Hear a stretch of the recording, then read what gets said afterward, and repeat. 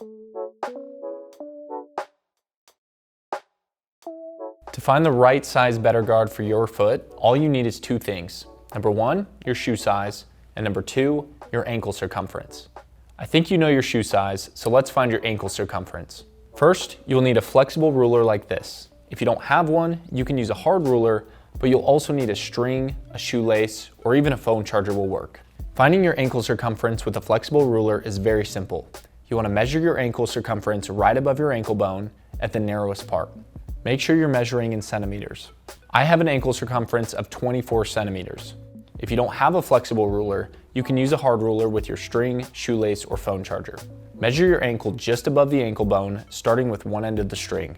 Then mark the spot where the two strings meet. Measure the distance on the ruler from end to end in centimeters, and that is your ankle circumference.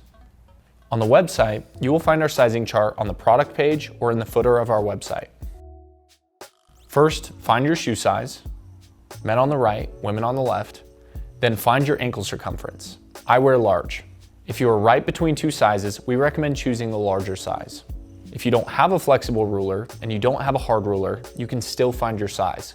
First, find your shoe size, women's on the left and men's on the right.